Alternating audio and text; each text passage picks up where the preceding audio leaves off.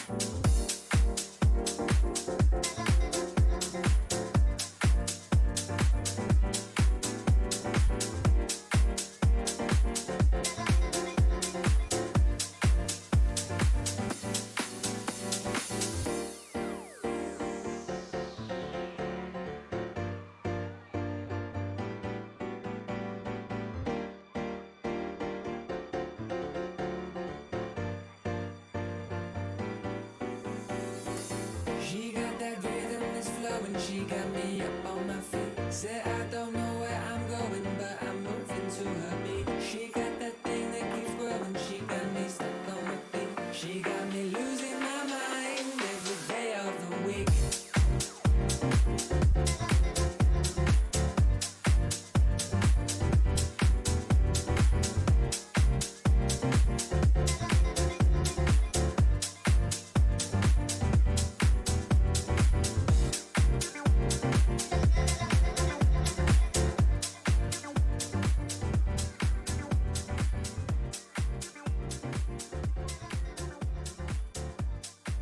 Okay, we're gonna pull it back. 18, 21, close enough. Oh. Bing. Okay. All right. We're live. All right. And welcome once again. I'm your host, Verde Arbusto. I am so not ready to do this. I am the not ready youngest, the most not ready person of all of them, in my humble view, for prime time in any way, shape, or form. I'm used to working behind the scenes. I'm so not ready for prime time. Uh, but here we are. You're stuck with me. Um, Welcome. Good for you. Better me than you, I think. I don't know, but whatever. You're welcome to your own opinions. Thank you again. Thank you for being here. Thank you for making this fun and worthwhile and something other than a complete and total drag. And not drag in a good way. Okay, so I've done the introduction. This is well into the series here. I'm one away from, after this, one away from being done with part two, and I'm assuming by the time, or just figuring, I should say, by the time that I finish the second one and get it all out there and get that, and get this out uh, uh, uh, to YouTube land, that I will be actually packing up the studio by that point. I'm anticipating. So I don't think that I will be doing in this studio. I don't think I'll be doing the third in the series. There's five altogether, um, and this is all time to know all this stuff that has been a lot of the stuff I know I've known since high school and that kind of thing. So I would looking, I am the deep dive guy on a lot of this stuff. So we're looking at the deep dive issue on, the power of the blood and all of the stuff. And so your personality, your birthright, the DNA, right? That's generally speaking what this whole series, The Changing of the Guard, is. When we talk about, the ascension crowd, when they talk about, the great solar flash, and this assumption it's, somehow boosting your DNA. Well, what does that really mean? What does this actually mean technically? And that's kind of what we're doing here. We're looking at not only that, not even really necessarily that per se, but the genes themselves. We're not looking at the solar, the external, looking at the internal, the micro. We're not looking at the macro, we're looking at the micro level, and that's what this is about. The alchemical process going on, necessary to go on before anything external to you has any benefit for you. The external world is not doing for you what you're not going to do for yourself, first and foremost. And if you're not already on the pathway of that, the external world, the great solar flash and all of this stuff, it doesn't mean anything to you because you're not at the point of being able to take advantage of any of the extra stuff that's not, in fact, breaking down your genetics, your chromosomes. Like that's sort of what, with the, I don't want to say battle here is, but it's sort of the battle, the front line. I think that's the better way to put this. The front line is the human DNA, the human genetic code, basically. So my guide is suggesting to me that before there can be any kind of a, how do we say this? Before there can be any kind of a discussion on, like this whole 12 strand DNA thing and what the sun's information is doing for you, you need to understand at a greater substantial level of what the DNA is and what these, what the ancients were saying, and not some manufactured new age mumbo jumbo, hoodoo guru, hocus pocus bullshit, right? Led by the godless quantum scientists, right? There's a whole school and a whole world that has been happening, that has done been happening, has done been happened, uh, up to this point, that the people don't know about because they're being have been bamboozled essentially in the shuck and jive of the new agers trying to convince them of some scientific technomancy technocracy uh, rhetoric that's not the pathway for this, right? The ascension pathway. There really truly is not a gazillion pathways to the end that are going to take you there efficiently, straightforward, in a non your life could be in danger kind of manner, right? I think it's really important to understand that there's a lot of deception out there that would take you off the cliff and think nothing of it because, well, it's not me. And they really truly, at the locomotive pushing it is not of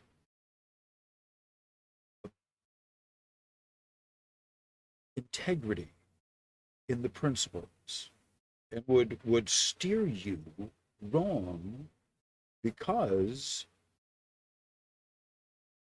they for clicks, for esteem, for fame, for whatever the reason, and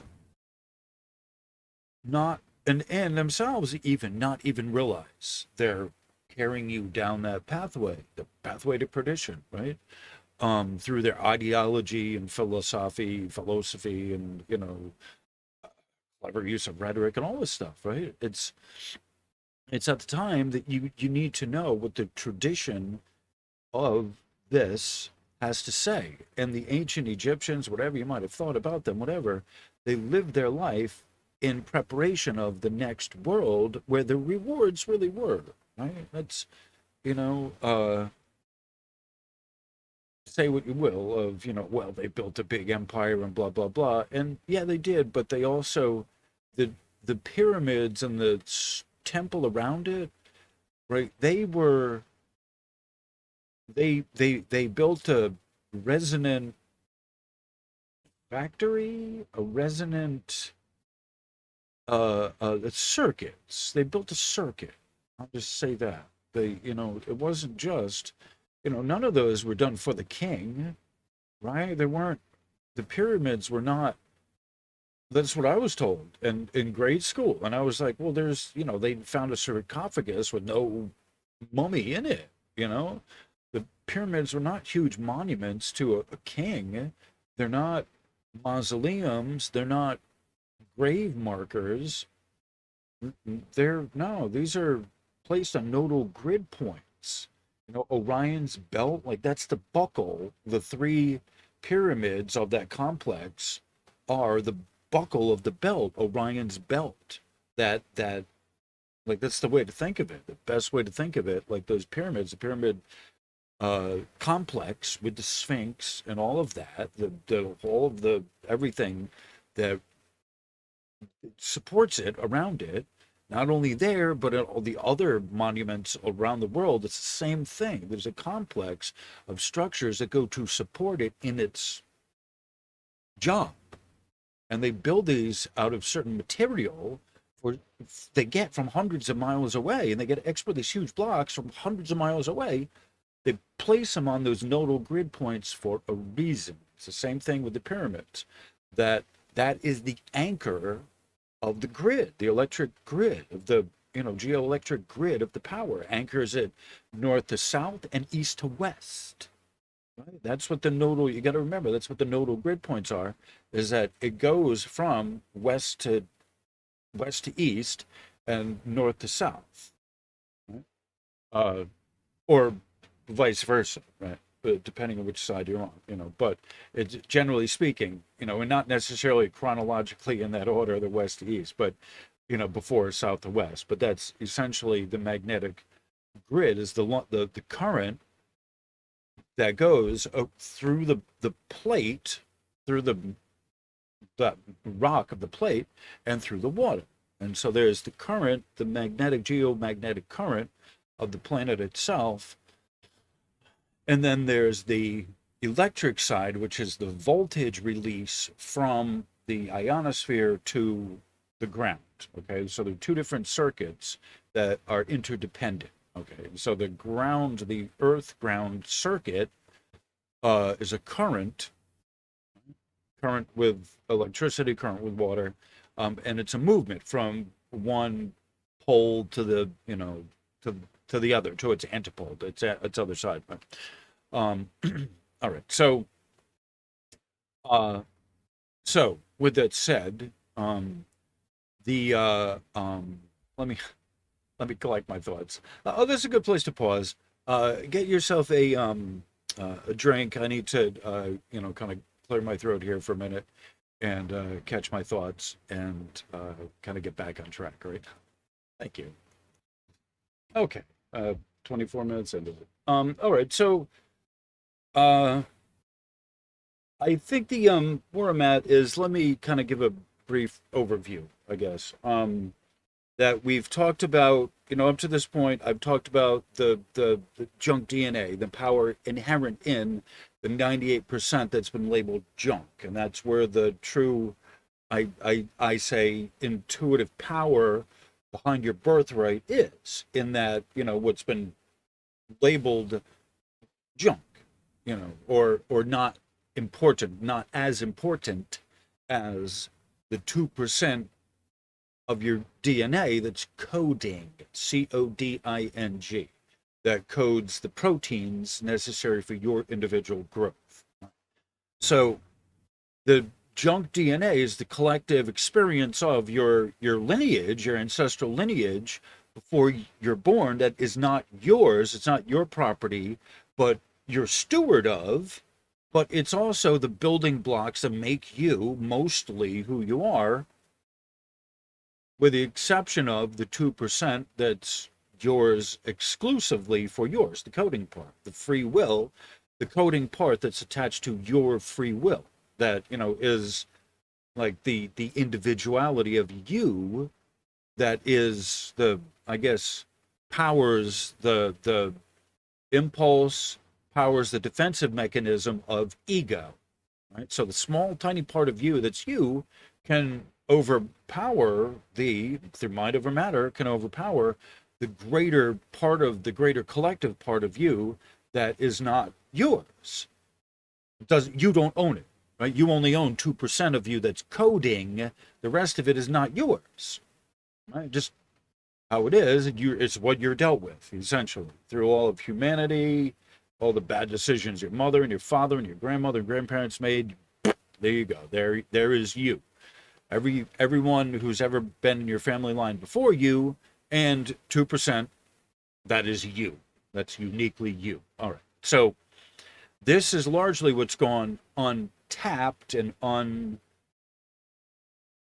unknown, undistinguished in humans. Undifferentiated would be the, alchemical term, undifferentiated. All right. So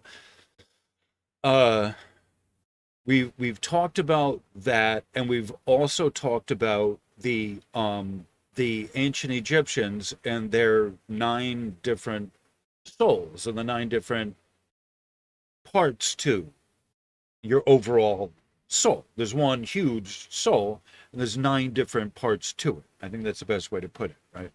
So the 9 different attributes to your soul. Maybe that might be a good way to look at it, right? But this is the ancient Egyptians when they did mummification and all of this kind of stuff, right? And so we've been talking about the 4 parts to this: the cat, Khat, which is the body; the jib or ib, which is the heart, physically the heart, which is the seat of, or the the source of your will, intuition, and thinking, right? Okay. There's the Ren, which is the name, the sacred name, and the cat, Ka. I'm sorry, Ka. We're talking about here. Cat is the body. The Ka is the vital essence, which is where we're at right now. So this kind of catches us up more or less to where we are right now. And in one of, yeah, as I was showing you in here, one of the other essences, your shadow, right? That might be, or in some cases, they consider that's the dream part of you that operates a dream and at the night, right? We talk about your shadow work, like these kind of things, right? Um, so I'm not going to go into that, but these are, as we move forward into the Aquarian age, like you need to get anchored in some of this ancient wisdom. Because they had, especially this culture here, they practiced in their lifetime like ascension on the everyday level, right? And they were planning on moving on when they passed away, right? Moving on upward, you know, and that was kind of the whole thing of it, that they're like if you don't do the proper rituals and all of this, you're gonna be, you're gonna be punished, basically, you know. Uh, and humans just need that motivation. Just do the right thing. Just do the right thing because it's the right thing, right? And there, yeah, there should be a reward at the end of this. Absolutely. This is so Earth School. This place is so incredibly difficult. There should be an amazing reward at the end of this. Honest to God, right? You do it right. Think of others first. Think of others before yourself more often than you don't, right? That's the golden rule of life. It's just that simple. Let the other guy go first more often than you try and cut him off. Or how about let the other guy go way more than you try and cut someone off, right? Don't even try and cut someone off. Just let the other guy go first all the time, right? How about that? And then you won't have to worry about what's on the other side. You'll just have made it, right? It doesn't have to be a reward, but you'll just make it, like that's just sort of how, how it sort of, how it has to work best for me down here, that there is a reward at the end of this, that I'm not doing this for thanks from the people, right? They don't largely care.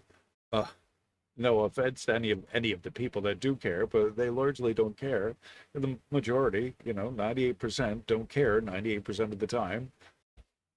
Um, and which is fine. It's all good. It's all good. It's fine.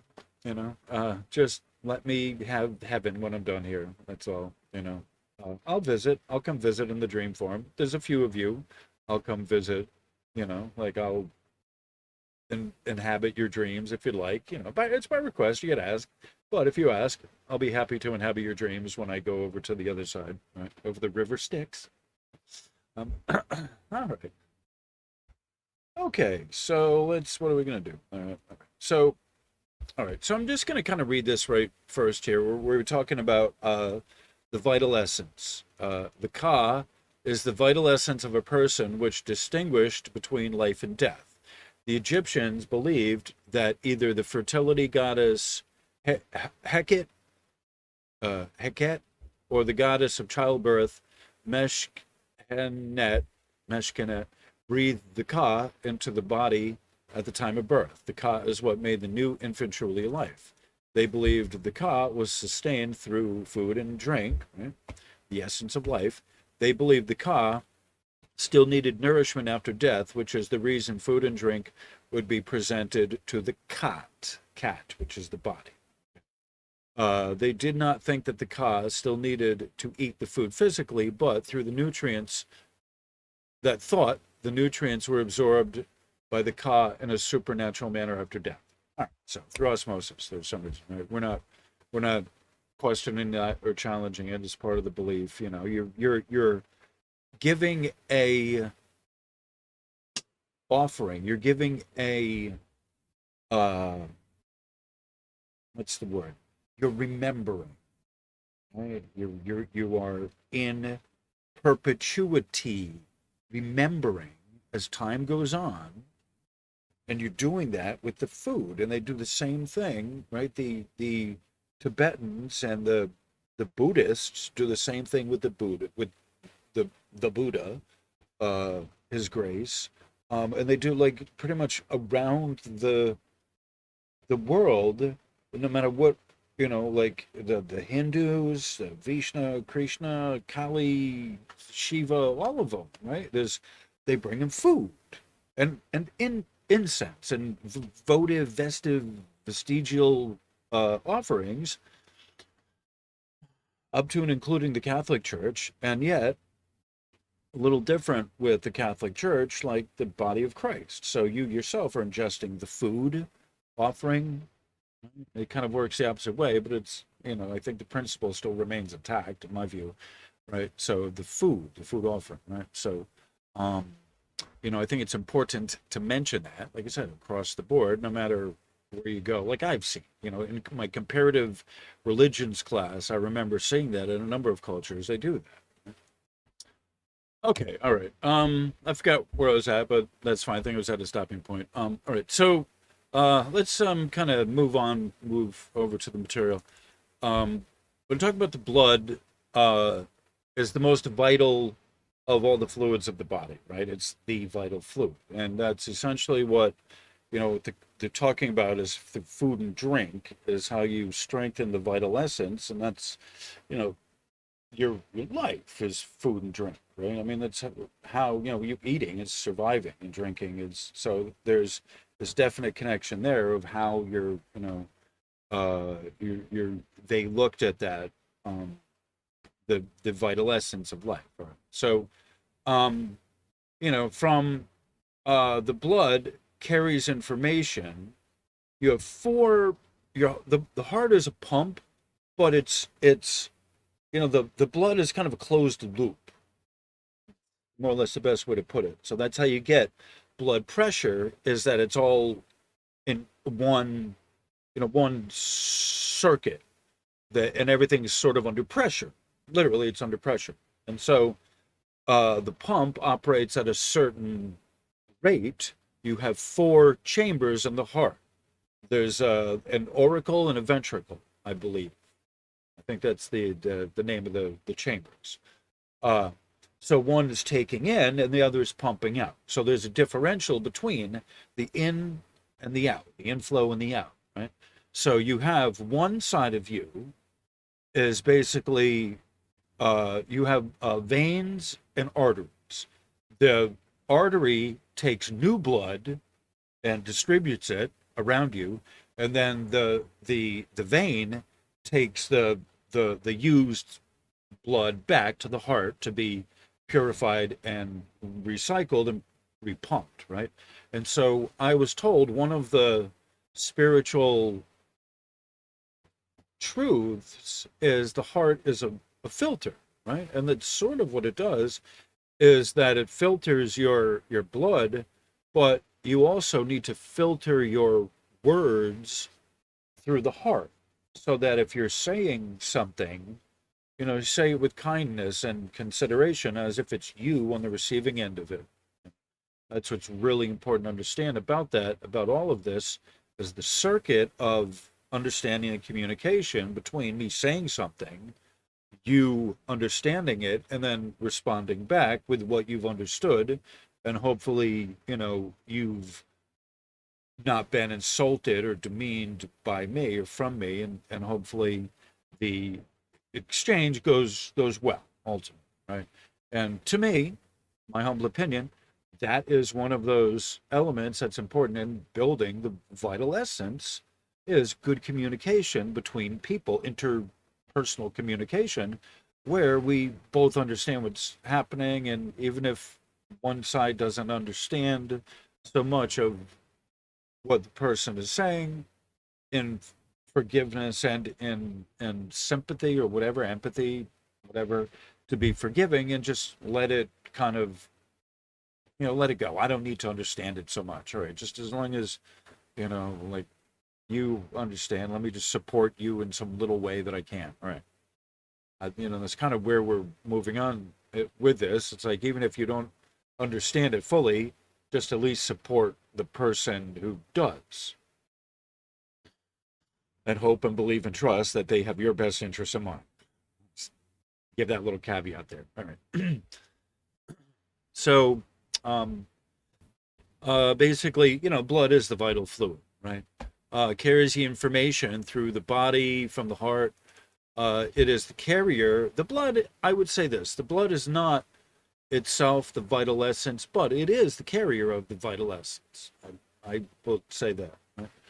All right. So this is from the Bible. This is Genesis 4, chapter 4, verse 10. All right. So this is Adam and Eve. Or this is Cain and Abel. What happened between Cain and Abel. Sorry. He said, "What hast thou done? The voice of thy brother's blood cried unto me from the ground." So this is God asking Cain, "Where's your brother? Right? Have you seen your brother?"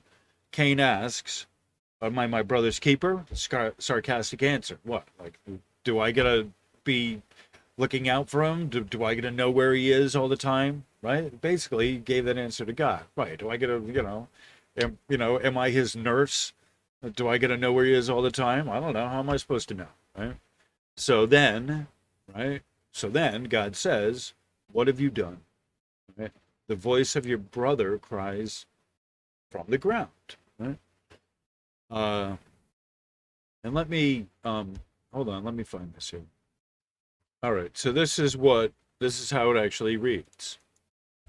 If thou doest well, all right, so this starts at verse 7 for the context, all right? So chapter 4, verse 7. And this is God, the God, asking Cain, if thou does well, if you do well, should your offering not be accepted?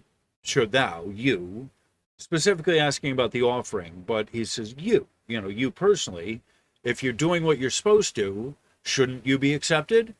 And if thou dost not well, sin lieth at the door, and unto thee shall be his desire, and thou shalt rule over him. Right? So what God is saying, that if you're doing well, your offering will be accepted, what you're doing will be accepted. However, hold on. If you're on the right path, you're doing the right thing, you're offering your works, what you do will be accepted. It'll be accepted by the universe, not just by God here. You don't have to believe God, but the universe, the consciousness of the universe, it knows what your intention is. And if your intention is good and pure and all of that, right, your offering, your works will be respected. It'll be received, right? But if you got some motive behind a motive, some stupid, messed up reason for helping or being involved or whatever, and your motives are not pure, the universe will see that. That's what this whole instant manifestation thing is, right? You can't hide. There is no cover. You just have to be of good, pure intentions. The universe will see that. And then your offering of your time will be respected, and it will follow through. You'll have the desire of your heart, whatever. However, when you talk sin, the word sin means without. So if you are without, said sin lieth at your door, the word sin just means without. But what is it without? It's without the clear guidance, your intuition. It's without, he says, sin lies at the door. You're not listening to your guides. Your guides are probably screaming at you to stop what you're doing. You're about to make a fool of yourself, and oh no, I got it. I know. I'm good. I got it.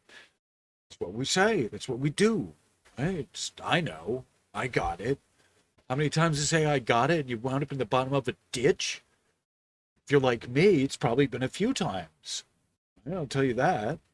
I'm too far along in this to lie or to tell you some story. I have said I got this, or I'm going to do it anyway, and I've wound up at the bottom of a ditch.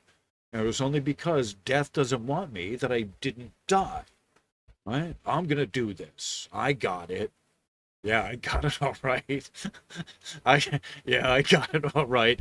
It wasn't what I believed I got, what I had. No, I get something completely totally different by not listening, by not hearing, right? And that's what it's saying. If you are if your offering is not being respected and not being received, sin lieth at your door. You're not listening to the still small voice in your heart, your conscience, which is the interface between you and the Almighty. Right? It's that still small voice. It's how God, how the universe talks to you. It's a small voice in your heart, what you know, what your heart says, right? And if you follow that lead and look for signs, right? Please give me the sign that this is correct. And usually there's a good end result to that. Right? Your sacrifice is being accepted and you're being duly rewarded. Right? That's the principle. I can assure you that that's the principle as it's worked in my life, right? And it came to pass, right? And sin was talking about sin, your desire will rule over you instead of the clear voice of his, her, it, the guide's will be done, which is you following your contract, right? They know, they remember your contract. They're guiding you and finishing your contract, right? You let them, your will, guide me. Let them have their way. Let them have their say. Let them direct you and guide you. Stay out of your own way. Be a friend to yourself. Don't get in your own way. Let them guide you. Do not let that desire of the head rule you, right? Or rule your pathway or any of that. Put that aside for the discipline of following the pathway, follow the course, and the get the to the end, get to the the reward. What's important about this is um and so if you follow the pathway, you do the proper, the next right thing, you will your sacrifice will be received and you'll be let in the door. You'll be allowed in to the next phase. Okay? That's the principle. That's the principle in action. Okay? And Cain talked with Abel, his brother, and it came to pass when they were in the field that Cain rose up against Abel, his brother, and slew him.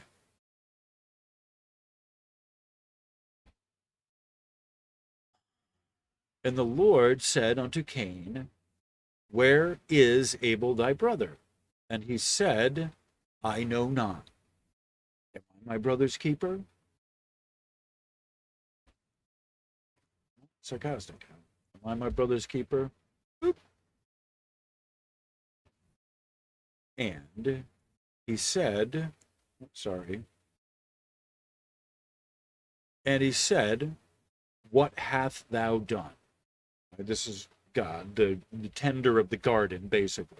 At this point, they're still in the Garden of Eden, right? Which is the Eden, which is essentially the wilderness, or the Abzu, the lower Abzu at this point. The Eden, which is a little oasis of, it's a little oasis in the middle of the wilderness that was the garden, right? It's essentially the garden uh, the where Adam and Eve were kept, that were away from the mining operation going on at that point.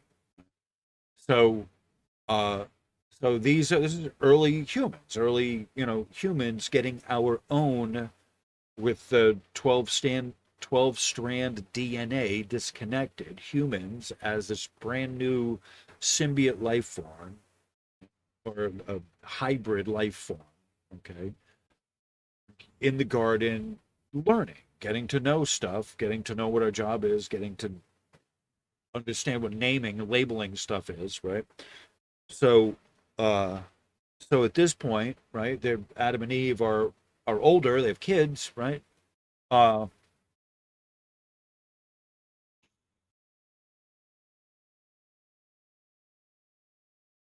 Adam and Eve are brothers, and in fact, when I'm kind of told there's a step brother, right? They're not actually brother. They're not quite the same thing, and that's where part of the animosity is, that they weren't actually brother.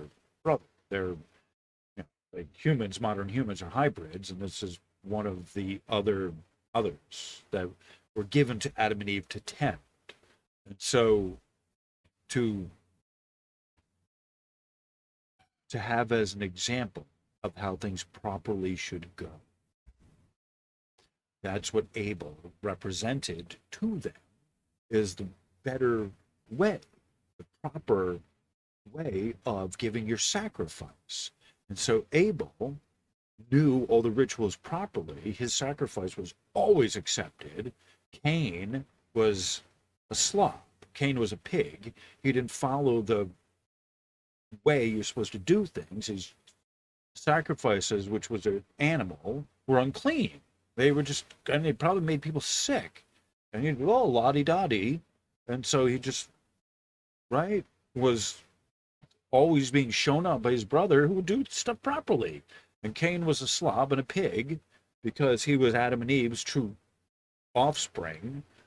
You know, he wasn't adopted, he was their true offspring. So he says, you know, how do I know? What do I know?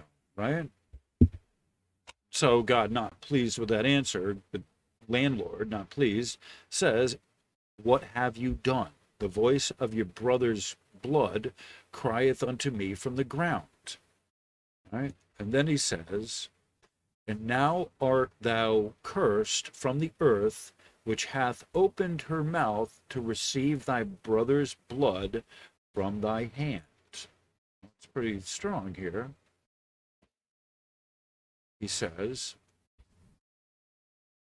when thou tillest the ground, it shall not henceforth yield unto thee her strength.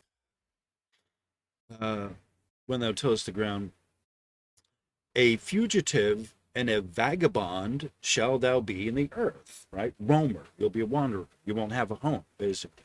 They threw him out of your home here, and you killed your brother, right? Doesn't matter what the animosity is and all of that, this is not, he's trying to show you the proper way to do the ritual sacrifices and how to keep things clean and all of that. And your response to that was you murdered him in cold blood, right? You took him out to the field under false pretenses. You murdered him, right? This is not proper. We can't have this around here. So he says you'll just be cursed and you'll be wandering, essentially you'll be roaming the earth as a vagabond and a wanderer for the rest of your life. Right? And Cain said unto Lord, sorry, not God. And Cain said unto the Lord, all capital letters, my punishment is greater than I can bear. So it's been said that hell is not necessarily a place of punishment, but it is separation from God. And that separation is what makes it hell. So you don't have to be punished any more than just separation from the direct connection to the Almighty, right?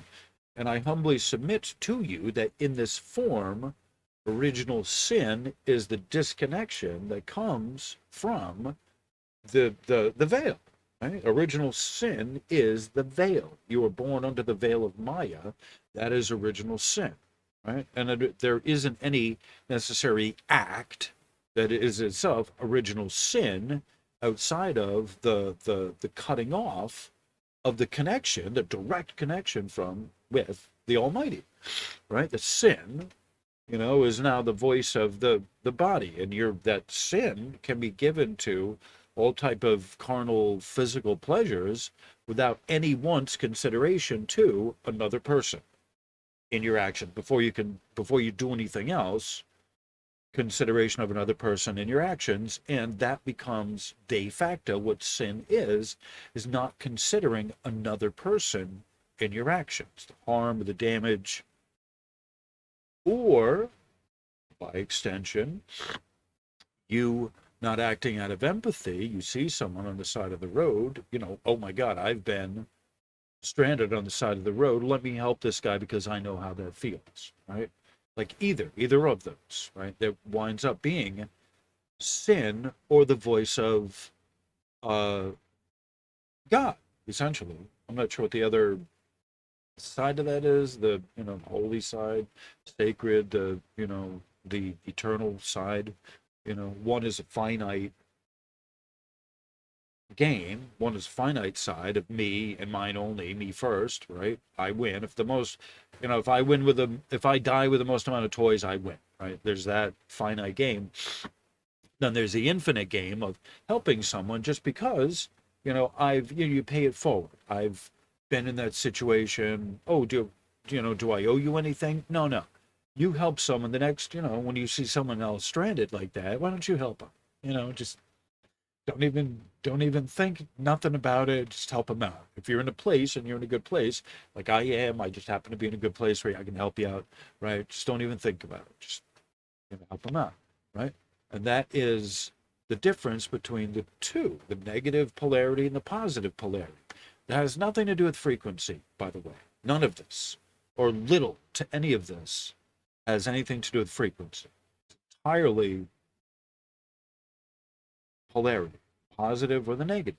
And even more to the point, the polarity being finite game of you and yours, or the infinite game of us. We and us are mutually supporting each other, right? It's sort of, where it's at. And this is from the very beginning. This is one of the most basic lessons that humans have had before them that they've had to learn. So he replied, am I my brother's keeper? Right? Multiple references to the blood of Christ. All right. So you look at this, right? This is just some of the examples of the blood of Christ, right? Like that, the power in the blood of Christ, right? And I'm not a Christian, okay? I look at this from a different perspective than most Christians, even though you use the word Christ, I talk about the perspective of Christ consciousness, which is the power behind Jesus, the Christ. Right? This is really important to understand, really important to know. All right. Oh, I had wanted to say this on the beginning. This is not necessarily that was when I was trying to remember. Oh yeah, where back at the beginning, like, oh yeah, I forgot I'm supposed to be saying something. Like, all right, so this is not necessarily an ordered essay, a doctoral thesis or anything. This is just an overview on all of this, right? So I wanted to introduce this stuff, and I go back with a lot of this. I go back to stuff later on, right? I talk about it, discuss it, why it's relevant, how it's relevant, and all of this stuff. And so I go through and I introduce stuff quickly, but then I come back to it in a lot of cases and we discuss it at more length, right? So some of this stuff I may talk about, I may specifically bring up, in discussion, but I just think it's important to have an overview of a lot of the, like this here, this idea of the blood of Christ, right? I'm not a Christian, but I do know that Christ was an honorary title on those who had reached a certain status. I believe that there are multiple Christs, all right? That there was Jesus, the so-called Christ or so-called Jesus, but that name has been kind of beat up. So the person, the real historical person who was there doing it, that they modeled this out of, was not the storybook, the Christ who's found in the Bible, right? And like, so yeah, it's like there's part of it is real and part of it is kind of manufactured and all of this stuff. And that's part of what the untangling the net of the Piscean age is understanding what's been interpolated, what's been, the chunks of what's actually real, really real, and the information that needs to come out now that's related to all of this stuff from way back when, right? I think that's a fair way to put it, right? So I'm not a Christian, right? I'm not necessarily a Christian. However, I spent a lot of time growing up in the church, the Christian church with my mom. Uh, I studied comparative religions. I've been to other, religious ceremonies and services. Uh, I talk with people from different cultures, different religious cultures, right? Just so that spirituality has been a pursuit of mine. Studying on metaphysics, the occult, just all this stuff, right? It's all within my chart, right? Um, so I kind of want to know for myself, figure out what's what, right? I asked when I was a teenager, show me the ultimate reality, and they have been, and everything opens up, because I've asked, right? You have not because you ask not. Um, so I'm talking about Christ as an example, Jesus, the Christ. And I always say that Jesus, the Christ, right? His last name wasn't Christ, right? Christ is an honorary term, and it's a the, like, uh, like a rishi or a guru or something like that. It's an honorary title based on the based on what you've done and your work that in this that you've done, right? Um, so uh, um, so I'm using, I'm most familiar with Christ because having been in the church and studied the Bible, but there's a lot of stuff in the Bible that as you start reading it, that is you realize there's parts here that were hidden. They translate a lot of stuff, but it's like, wait, there's something missing here. And so part of the quest has been what's missing from what's in the Bible, and that's sort of what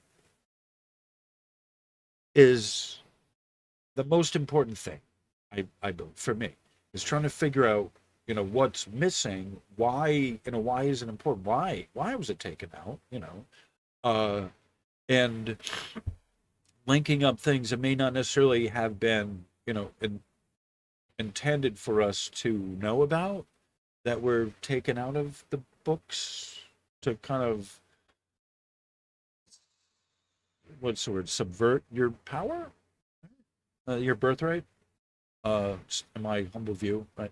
So I look at the tales of Christ as more analogy, more as allegory, rather than the word for word, day for day, minute by minute exploits of this historical character, because there is a greater, how do I say this, a greater voyage than just Christ, when you know the whole story, right? When you know the whole story, there's a greater voyage than just Jesus, because there's a bunch of missing years you don't know anything about, right? They don't talk about it in the Bible, right? He just kind of appears on the scene, does all these miracles, right? How did this happen, right? So this is kind of what the thing is, that the process that he studied that made him that gave him that, is something that you as well can go through, and you as well can achieve if you discipline yourself and follow the process, right? So part of this is the principles behind it, right? Just simply that it's not just, you're either a Christian or a Muslim, but what are the principles there? There's a bunch of principles there as well that are universal, what I would call universal, that are not just for them, but if you believe in a certain way, you can get the same results. We'll just say that.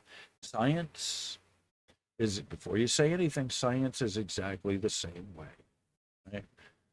The early consciousness experiments proved that. Mind over matter with science as well, everywhere, right? It's all consciousness. How you divide up the energy is based on what you're looking to achieve, right? It's that simple. It's not all energy. It's differentiated, it's, channeled, it's the forms of it are just, like, it's either undifferentiated or it's in some form. So there is not any other middle ground to this. Anyway, all right. So Christ is used as an example and not necessarily literally as a biography of someone. All right. So I believe that there were multiple Christs, as the word Christ is an honorarium, describing a stage of development of a person in a spiritual based pathway, of you, or of you in your divine birthright as human, to the ascension, of the opening of the potential of the genetics. What we're talking about here, right? The whole thing for doing this, and why it's important, and how difficult it really is actually for your genetics to open up just of themselves. That it's not doing that automatically, right? You yourself need to be dedicated to this principle, this pursuit, and have the discipline to act on that pursuit. Right? All right. So this has taken a little bit longer than I thought, and I have this whole section here. It looks short, but there is more to this, right? Like, all right. So we're going to be talking, moving. We're moving. We're going. We're moving. So we're going to be talking about the Christos. So I'm not going to be. How do I say this? I'm going to play some music and then end this. This has been longer than I had anticipated. This was long enough. It's around an hour. The next section is the next section I want to put by itself as its own section. This is this is good stuff. So I'm not going to rush through this, and I'm kind of tired right now. It's almost 10 o'clock at night. I'm just going through a lot of stuff. My dad's state, and with all the other stuff and the stress, and potentially, I'm having to get stuff ready to start packing and all of this stuff. So, ay caramba. So I'm going to end the lesson here. I'm going to play some music, like 10 minutes or so worth of music, and then, kind of fade out, and that'll be today's video, onward and upward. So thank you for being here. I appreciate everyone. Your love, your support, the 10 of you, and you all are wonderful. You really are family. So on that cheery note, She got me losing my mind every day of the week.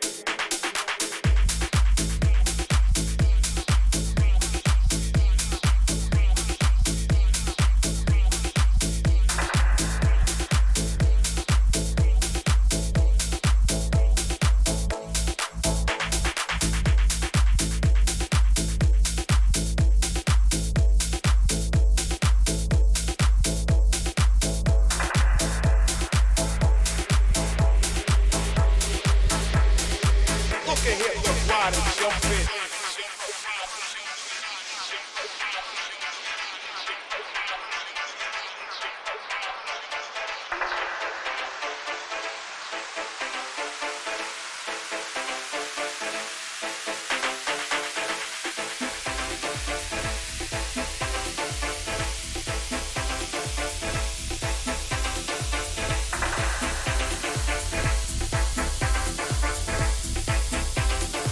Look ahead, look wide and jump in.